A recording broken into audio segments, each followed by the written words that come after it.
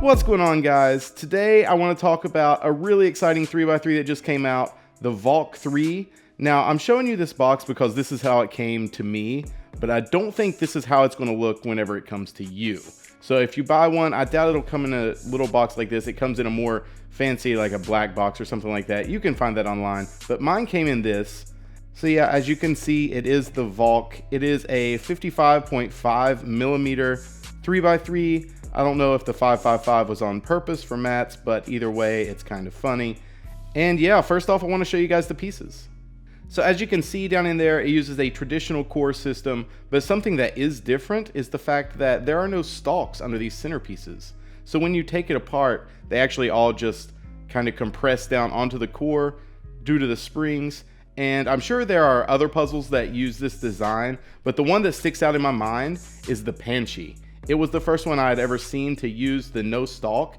So there's actually nothing but the bases of the other pieces holding this centerpiece up. And I think that's what contributes to the really solid feel of this puzzle. But we'll get into more of that in just a second. Here is a corner and an edge. You can see that they've went with the grooved design on a lot of the contact points here. And I think that actually gives it a pretty smooth feel. But yeah, it's nothing crazy as far as design goes. It's pretty minimalistic. Other than the actual tracks, we've seen corners like this. We've seen edges like this. Other than that hole, that's interesting. But it's just a regular wing edge with a torpedo and a regular base on the corner. So nothing super special.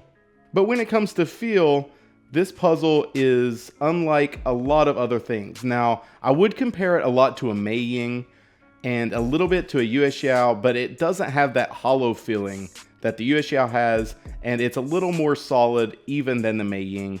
But if I had to describe the feel, I would say it is definitely stable, definitely smooth, but there's a little bump in there, and it's super solid. Like, you don't get any of the airy feel that you get with like a GTS or something like that. You get more of a solid construction feel, and yeah, it turns really well, as you can see. The only thing that I can say that I dislike about this puzzle is it might just be the way I have it set up, but it feels like there's very little room for error.